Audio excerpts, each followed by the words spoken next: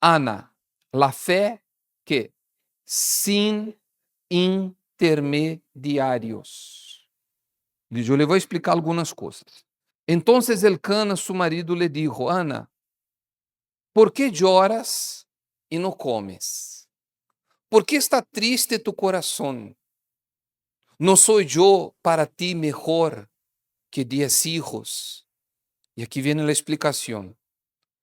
Ana passou as escrituras como um exemplo de fé sem intermediários. Uma fé que não se queda esperando por nadie. Uma fé sem religiosidade, que rompe os protocolos religiosos. Uma fé que vai direto a Deus e obtém resultados. Sua situação era de humilhação, vergonha e afrentas constantes. Uma coisa que vocês, nós temos que entender. Pode passar o tempo que seja de sua fé. Você pode ter na igreja 5, 10, 20 anos, 30 anos. Sempre Deus vai a permitir que passemos por situações.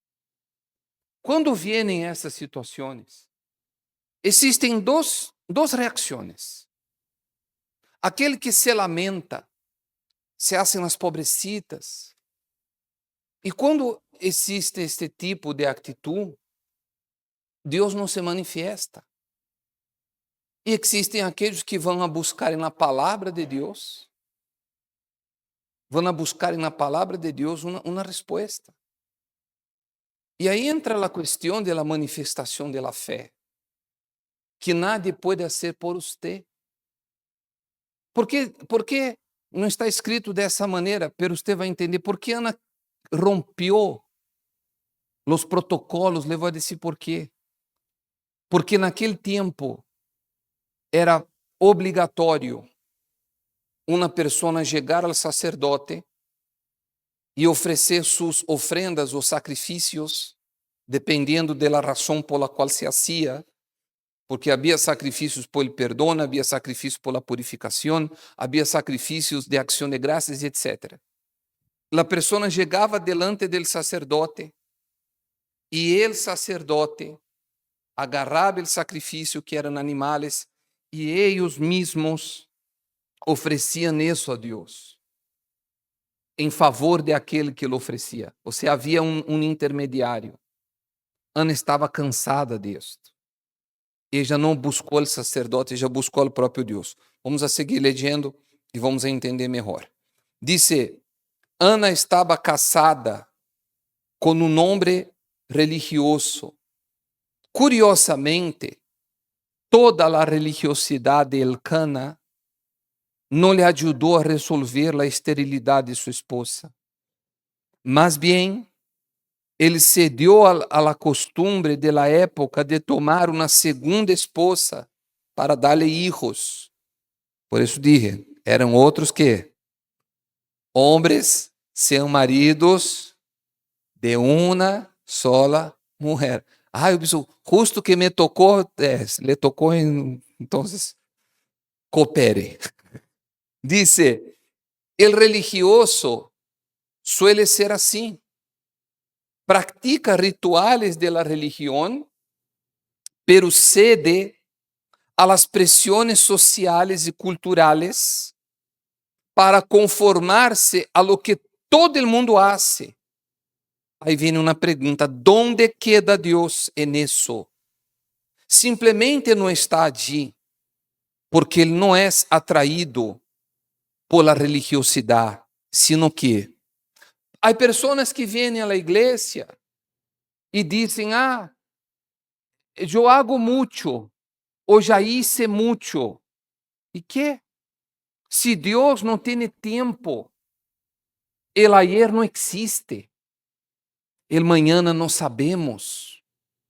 Lo que usted e eu hicimos ayer, passou.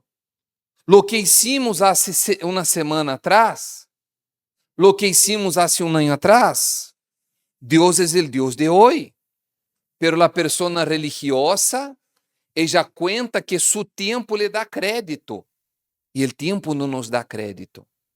Ana también quedó atrapada por un tiempo en esa religiosidad. Pero cuando su dolor desbordó, un volcán de fe entró en erupción dentro de ella.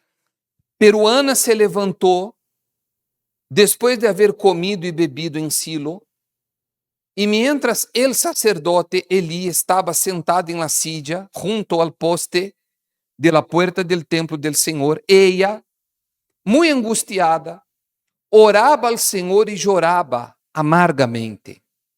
E hizo voto y dijo: ó Señor de los ejércitos, si tú te dignas mirar la aflicción de tu sierva, te acuerdas de mí y no te olvidas de tu sierva, sino que das un hijo a tu sierva, yo lo dedicaré al Señor por todos los días de su vida. Mire, aqui também cabe uma outra explicação. Claro que nós não conhecemos o coração de nadie, ni el espíritu de nadie.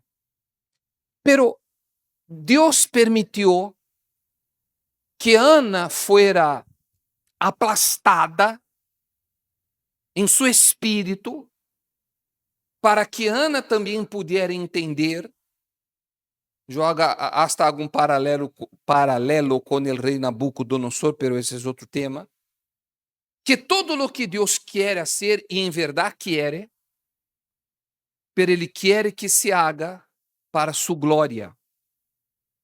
Não para que uno se satisfaga e se aplauda e diga eu pude. É para que as coisas que aconteçam sejam para que o mundo sepa e veja que existe um Deus. Porque o testemunho habla muchísimo mais que qualquer palavra. Você pode agarrar a Bíblia e você pode dizer: Deus abriu o mar rojo. Eu creio. Você crê? Pero aí não estuve. ¿Estuvo você? Então nós creemos por la fé. ¿Correcto ou não é correto? Agora, se em sua vida acontece algo sobrenatural, ou se em nosso tempo acontece algo sobrenatural, aquele que lo vê em sua vida dirá: alguma coisa passa diferente, atípico em la vida de essa pessoa. E aí é a oportunidade mais grande para que uno hable de Deus sem ter que estar tratando de convencer a alguém mais. Outra coisa, estar en el altar é o lugar mais seguro del planeta. Ana foi hasta su límite.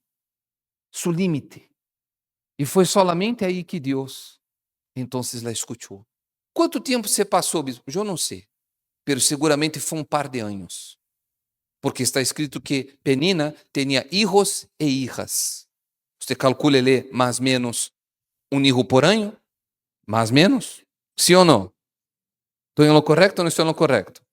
Mais ou menos. Então já se haviam passado o quê? Um par de anos. E Deus solo então la respondeu quando ela disse: Deus, es tuyo. Lo voy a tener yo, pero es tuyo. Esse tem que ser seu anelo. Esse tem que ser nosso querer. Que lo nuestro, en la realidad que es prestado, Davi habla sobre esto, nosotros tenemos que entender que es de Deus. E quanto mais nosotros damos, mais nosotros recebemos. Ele sigue dizendo aqui em la hoja: quando já não pudo soportar mais el dolor, Ana tomou sua vida em suas próprias manos e foi ao templo. Pero não como em outras ocasiões, solo para cumprir um ritual, hacer uma oração mecânica, apresentar ofrendas que não lhe costavam nada, e esperar que os sacerdotes hicieran algo por ella. Essa vez foi directo a Deus. Ignorou al sacerdote.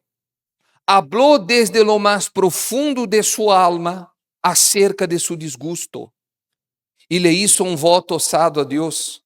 En ese mismo instante ya percibió el resultado. Su semblante ya no era más triste. A los 3 meses, Ana quedó embarazada. Al año nació Samuel. El nombre Samuel significa oída por Dios. Un testimonio de su fe osada y sin intermediarios. Esta es la fe que debemos tener, sin religiosidad, sin dependencia de terceros, sino con actitud basada en la palabra de Dios. Es la palabra de Dios lo que transforma situaciones. No es lo que usted piensa, deja de pensar. Perdóneme, no es nuestro egoísmo, porque la persona que es egoísta normalmente ya no tiene nada. La persona que es egoísta normalmente muere sola. ¿Es cierto o no es cierto? La persona que es egoísta normalmente muere abandonada. Isso muestra a história e você seguramente tem casos em sua família semelhantes a estes. E no mundo cristiano é o mesmo. É o mesmo.